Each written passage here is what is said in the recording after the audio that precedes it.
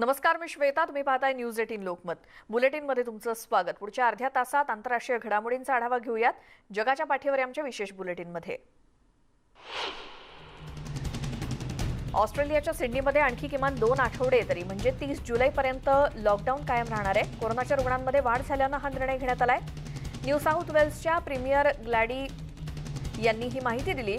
तर बुधवारी 24 तासामध्ये 97 नव्या रुग्णांची नोंद झाली आणि यामधील 24 जण समूह संसर्गाशी निगडीत आहेत. लॉकडाऊन संपण्यापूर्वी रुग्णसंख्या शून्यावरती येणं आवश्यक आहे असं देखील ग्लेडा म्हणाले. लॉकडाऊन दरम्यान आर्थिक नुकसान सोसावं लागणाऱ्या व्यावसायिकांसाठी 50 लाख ऑस्ट्रेलियन डॉलर्सची मदत जाहीर करण्यात आली आहे. मेक्सिकोमध्ये तरुण आणि कमी धोकादायक गटातील लोकांमध्ये कोविड संसर्गाचं प्रमाण वाढताना दिसते असं मेक्सिकोचे अध्यक्ष अँड्रेस मॅन्युएल लोपेज यांनी सांगितलं. रुग्णांमध्ये संसर्गाचं प्रमाण वाढतंय, त्यामुळे तरुणांनी जास्त काळजी घेण्याचं आवाहन त्यांनी केलं. महत्त्वाचं म्हणजे हा संसर्ग डेल्टा विषाणूमुळे नाही तर सार्वजनिक कार्यक्रम सोहळ्यांची संख्या वाढल्यानं पसरला असल्याचं आरोग्य अधिकाऱ्यांनी सांगितलं. मेक्सिकोमध्ये गेल्या आठवड्यातच कोरोनाच्या तिसऱ्या लाटेला सुरुवात झाली आहे. त्यावेळी संसर्गाचं प्रमाण 29% वाढलं होतं आणि अजूनही मेक्सिकोमध्ये 30 वर्षांखालील गटासाठी लसीकरण सुरू झालेलं नाही. आतापर्यंत देशातील फक्त 40% नागरिकांनी एकच लस घेतली आहे. पेरूमध्ये लसीचा तिसरा डोस मिळावा या मागणीसाठी डॉक्टरांनी निदर्शनं केली. नॅशनल मेडिकल असोसिएशनच्या नेतृत्वाखाली ही निदर्शनं करण्यात आली. लस घेतल्यानंतर 14 डॉक्टरांचा मृत्यू झाल्यानं डॉक्टर संतापलेत. आरोग्य खात्याच्या कार्यालयासमोर ही निदर्शनं करण्यात आली. तिसरा डोस फायझर किंवा बायोएनटेकचा असावा अशी मागणी या डॉक्टरांची आणि यापैकी बहुतेक डॉक्टरांना सिनोफार्मची लस देण्यात आलेली आहे. फ्रंटलाईन कर्मचाऱ्यांना जास्त धोका आहे. एक डोस घेतलेल्या 35 डॉक्टरांचा मृत्यू झालाय तर लस न घेतलेल्या 115 डॉक्टरांचाही जीव गेलाय. कोवॅक्स मोहिमेअंतर्गत लसीच्या पुरवठ्यासाठी global alliance for vaccines and immunisation कंपनीनं सिनोवॅक आणि सिनोफार्म लसी निर्मिती करणाऱ्या कंपन्यांची करार केलाय. या करारानुसार कोवॅक्स मोहिमेअंतर्गत सिनोवॅक आणि सिनोफार्म लसीचे 110 मिलियन डोसेस ऑक्टोबरपर्यंत पुरवण्यात येणार आहेत. जागतिक आरोग्य संघटनेने 1 जूनला सिनोवॅक आणि 7 मे रोजी सिनोफार्मला आपत्कालीन वापरासाठी मंजुरी दिलेली आहे. न्यूयॉर्कमध्ये कोरोनानं मृत्यू झालेल्यांची जी संख्या दाखवली आहे त्यापेक्षा 11,000 मृत्यू जास्त असल्याचं स्पष्ट झालंय. गव्हर्नर अँड्रू क्युमो यांच्या प्रशासनानं अहवाल प्रसिद्ध केलाय. फेडरल सरकारनं जी आकडेवारी दाखवली आहे त्यापेक्षाही आकडेवारी कमी आहे. असोसिएटेड प्रेसच्या अहवालानुसार या मृत्यू संख्येमधला हा फरक यावर्षी वाढलेला दिसतोय. न्यूयॉर्कच्या राज्य सरकारच्या आकडेवारीनुसार कोरोनामुळे 43,000 मृत्यू झालेत, पण फेडरल सरकारच्या माहितीनुसार 54,000 मृत्यू कोरोनामुळे झाल्याचं समोर आले. त्यामुळे लोकांमध्ये संभ्रम वाढत असल्याचं तज्ज्ञांचं म्हणणं आहे. अमेरिकेत गेल्या 2 आठवड्यात आढळलेल्या कोरोना रुग्णसंख्येत एकदम बदल झाला अशी माहिती जॉन हॉपकिन्सच्या आकडेवारीनुसार समोर आली आहे. एका दिवसात 12,000वरून रुग्णसंख्या 19,000वरती पोहोचली आहे. आता पुन्हा एकदा काळजी वाढली आहे, त्यामुळे संसर्ग रोखण्यासाठी पुन्हा निर्बंध लागू करण्याचा विचार केला पाहिजे असं जॉन हॉपकिन्स युनिव्हर्सिटीच्या महामारीशास्त्राचे सहाय्यक प्रोफेसर डॉक्टर डेव्हिड डॉडी यांनी म्हटलंय. हॉस्पिटलमध्ये दाखल रुग्णांच्या संख्येमध्ये वाढ होईल, पण मृत्यू संख्येत मात्र जास्त वाढ होणार नाही. याचं कारण म्हणजे लसीकरण मोठ्या प्रमाणात झालेलं आहे असंही ते म्हणाले. डेल्टा व्हेरियंट आणि काही ठिकाणी लसीकरणाचं कमी प्रमाण यामुळे रुग्णसंख्येमध्ये वाढ झाली आहे. झिम्बाब्वेच्या हरारेच्या मुख्य हॉस्पिटलमध्ये लसीकरणासाठी लांबच लांब रांगा लागलेल्या दिसल्या, मात्र लसच उपलब्ध नसल्याची अनेकांची तक्रार होती. लसीसाठी काही जण 11 किलोमीटर लांब आले होते, मात्र सगळ्यात मोठ्या हॉस्पिटलमध्ये सुद्धा लस उपलब्ध नसल्यामुळे सगळ्यांचीच निराशा झाली. लोक सकाळी 8 वाजल्यापासून रांगेत उभे होते, पण दुपारी फक्त 30 जणांचंच लसीकरण केलं गेलं अशी माहिती इथल्या नागरिकांनी दिली. त्यानंतर रांगेत उभं राहिलेल्या लोकांना घरी जाण्यास सांगण्यात आलं. इथे जवळपास 5 किलोमीटरपर्यंतची रांग लागली होती.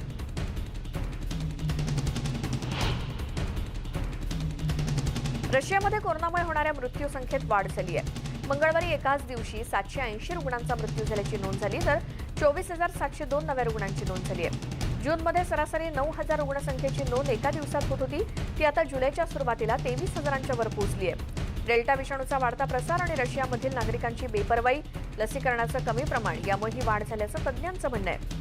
मॉस्कोमध्ये सध्या उष्णतेची तीव्र लाट आहे, त्यामुळे साथीच्या रोगाला आमंत्रणच मिळतंय.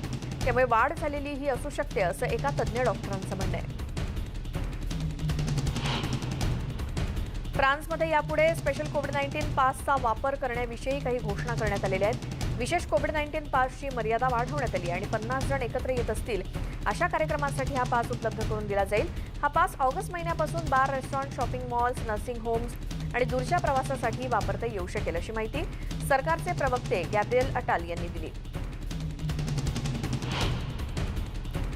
ट्युनिशियातल्या केसरा आरोग्य केंद्राबाहेर लष्करातल्या सैनिकांचा बंदोबस्त आहे, तर आतमध्ये लष्करातले आरोग्य कर्मचारी लसीकरणाचं काम करतायत.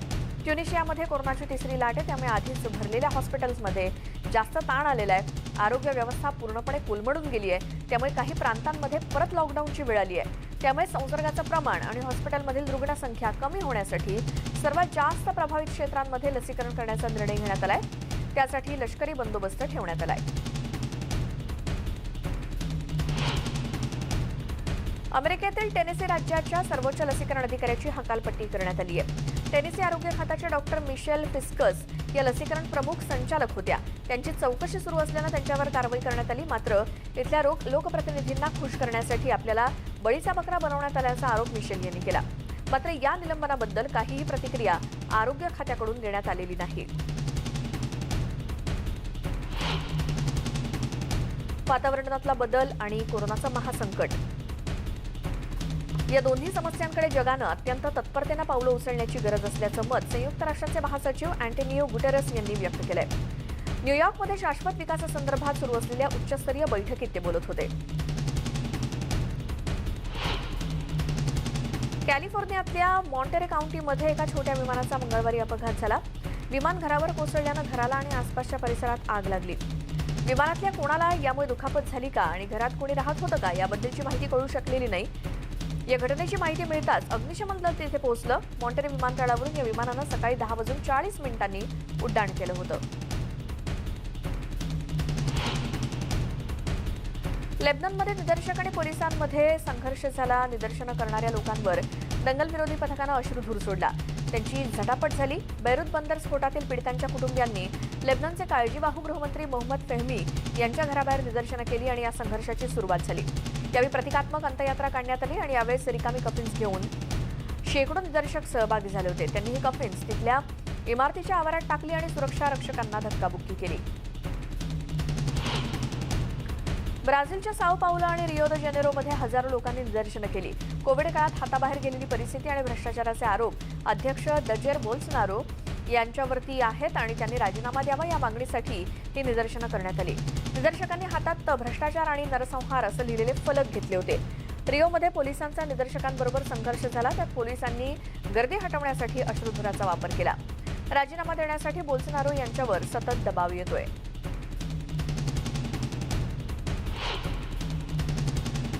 लिथुएनियाच्या सीमांवरती अनेक तंबूंमध्ये निर्वासितांचं वास्तव्य आहे. गेल्या काही दिवसांपासून ही संख्या वाढतेच आहे. बेलारूसच्या अधिकाऱ्यांनी लिथुएनियाच्या सीमेकडे जाण्याचा रस्ता सांगून मदत केल्याचं निर्वासित सांगतात. जपानच्या टोकियोमध्ये ऑलिम्पिक विलेजचं औपचारिक उद्घाटन झालं. टोकियोमध्ये कोरोना आणीबाणीचा 4था स्तर लागू आहे. ऑलिम्पिक विलेजमध्ये जगभरातून आलेले 11,000 खेळाडू आणि त्यांच्याशी संबंधित स्टाफ राहणार आहे. या विलेजमधलं बांधकाम जपानी पद्धतीचं आहे आणि यासाठी लाकूड संपूर्ण जपानमधून देणगी स्वरूपात आलेलं आहे. ऑलिम्पिक संपल्यानंतर या लाकडाचा अन्य ठिकाणी बांधकामासाठी वापर केला जाणार आहे. कोरोनाचा संसर्ग टाळण्यासाठी खेळाडूंना फक्त हे विलेज आणि स्पर्धेचे ठिकाणापर्यंतच फिरण्याची मुभा आहे. त्यामुळे ऑलिम्पिक विलेजमध्ये सर्व सोयी उपलब्ध करून देण्यात आलेल्या आहेत. रविवारी सिएरा नेवाडा परिसरात लागलेला वणवा आता जवळपास 39 चौरस किलोमीटर परिसरामध्ये पसरलाय. त्यामुळे जवळपास 600 इमारती प्रभावित झाल्या आहेत. काही इमारती तर पूर्णपणे जळून खाक झाल्या आहेत. हजारो घरं रिकामी करण्याचे आदेश देण्यात आले. वॉशिंग्टनच्या पूर्वेकडच्या भागातल्या परिसरामध्ये वणवा पसरल्यानं नेस्लेम जवळच्या परिसरातल्या नागरिकांना घरं रिकामी करण्याच्या सूचना देण्यात आल्या. अलास्कापासून व्योमिंगपर्यंतचा परिसर तब्बल 60 वणवे पसरलेले आहेत आणि त्याचबरोबर तापमानात सुद्धा वाढ झाल्यानं यामध्ये भरच पडतेय. अलास्कातल्या वणव्यावर नियंत्रण मिळवण्यासाठी प्रयत्न केले जात आहेत. एन्करेज परिसरात चेना हॉट स्प्रिंग रोडजवळ रविवारी एका एअर टँकरनं आग विझवण्याचे प्रयत्न करण्यात आले. अमेरिकेच्या सिएरा नेवाडामध्ये वणवा लागलाय. योसेमाइट नॅशनल पार्कच्या दक्षिणेला हा भाग आहे. संध्याकाळपर्यंत जवळपास 15.5 स्क्वेअर किलोमीटरपर्यंत ही आग पसरली होती. त्यामुळे इथल्या 2 काउंटीजमधील काही परिसरात घरं रिकामी करण्याचे आदेश देण्यात आले. संपूर्ण अमेरिकेत सध्याच्या अतिउष्ण तापमानात अग्निशमन दलाचे कर्मचारी वणवे विझवण्याचं काम करतायत. कॅलिफोर्निया आणि ऑरेगॉन भागात सर्वात जास्त परिसर वणव्यामध्ये सापडलाय. ऑरेगॉनच्या अल्टोमा काउंटीमध्ये उष्णतेच्या लाटेत 54 जणांचा मृत्यू झाल्याचं उघड झालंय. यात 48 ते 97 वर्ष वयोगटातल्या नागरिकांचा समावेश आहे. उष्णतेच्या लाटेचा सामना करण्यासाठी कूलिंग सेंटर्स उभारली जात आहेत. रशियाच्या गॅसच्या स्फोटामध्ये एका व्यक्तीचा मृत्यू झाला तर 5 जण गंभीर जखमी झालेत. 4 जखमींवर अतिदक्षता विभागामध्ये उपचार सुरू आहेत. हॉटेलमधल्या नागरिकांच्या तात्पुरत्या निवाऱ्याची सोय केली जाणार आहे. क्युबामध्ये हवानात पोलीस आणि सुरक्षा दलांची गस्त सुरू आहे. कॅपिटलच्या मुख्य इमारतीभोवती पोलीस संरक्षण आहे. 2 दिवसांपूर्वी हजारो लोकांनी इथे रस्त्यावरती उतरून निदर्शनं केली होती सरकार विरोधात. आता मात्र इथले रस्ते सामसूम आहेत. दुकानं आणि घरांचं देखील नुकसान झालंय. पोलिसांवरतीच इथे हल्ला करण्यात आला. क्युबामध्ये कोरोनाच्या संकटाबरोबरच गेल्या काही दशकांमध्ये सर्वात भीषण आर्थिक संकट ओढावलंय. ट्रम्प सरकारनं आर्थिक निर्बंध क्युबावरती लादलेले होते. त्याचे भीषण परिणाम आता दिसत आहेत. क्युबामध्ये हजारो नागरिकांनी हवानाच्या मॅलेकॉन टेकडीवरती आणि अन्यत्र मोर्चे काढले. अन्नधान्याचा तुटवडा, वाढती महागाई आणि कोरोनाचं महासंकट या सगळ्यामुळे नागरिक संतापले. त्यामुळे सरकार विरोधी निदर्शनं सुरू आहेत. मेक्सिकोमधील क्युबाच्या दूतावासाबाहेर निदर्शनं करण्यात आली. क्युबा सरकारचे समर्थक आणि विरोधक यांच्यामध्ये संघर्ष झाला. अमेरिकेनं घातलेल्या बंदीचा यावेळी निषेध करण्यात आला. क्युबाचे अध्यक्ष डियाज कॅनेल यांना या समर्थकांनी पाठिंबा दर्शवलाय. क्युबामध्ये वाईट परिस्थिती आहे. तिथे अन्न आणि औषधांविना लोकांचे बळी जात आहेत. क्युबाच्या सध्याच्या परिस्थितीला हे निर्बंधच जबाबदार असल्याचा आरोप नागरिकांनी केलाय. क्युबामध्ये सरकार विरोधात निदर्शनं केली जात आहेत. त्यामुळे हवानामध्ये कडक पोलीस बंदोबस्त ठेवण्यात आलाय. अमेरिकेत राहणाऱ्या क्युबन अमेरिकन नागरिकांकडून सोशल मीडियावर ही निदर्शनं जास्त भडकवण्यात आली असं क्युबाच्या अध्यक्षांनी म्हटलंय. गेल्या काही वर्षांमध्ये अत्यंत कडक निर्बंधांमध्ये असलेल्या क्युबामध्ये रविवारी पहिल्यांदाच सरकारविरोधी आवाज उठवण्यात आला असं बोललं जातंय. इतकी वर्ष क्युबामध्ये सध्या मोठं आर्थिक संकट आहे. इथे एक अगदी छोटासा ब्रेक घेतोय. मात्र कुठे जाऊ नका, पाहत राहा आमचं विशेष बुलेटिन जगाच्या पाठीवर.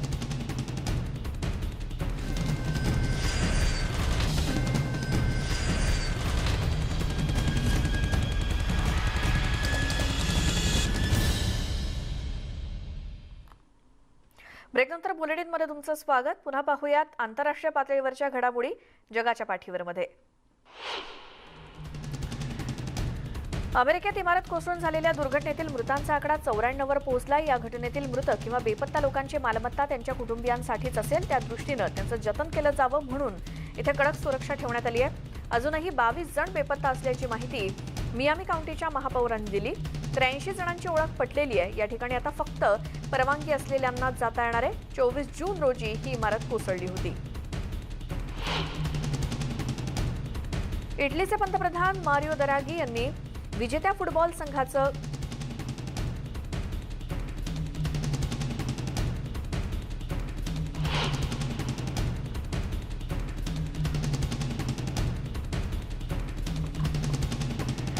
कॅथरीना दोमनं पीसफुल सिनेमाचं कान फेस्टिवलमध्ये प्रमोशन केलंय आणि आजारपणाच्या मुद्द्यावरून आई आणि मुलाचे ताणलेले नातेसंबंध यावरती हा सिनेमा आधारित आहे. शनिवारी हा सिनेमा कान फिल्म फेस्टिवलमध्ये दाखवण्यात आला.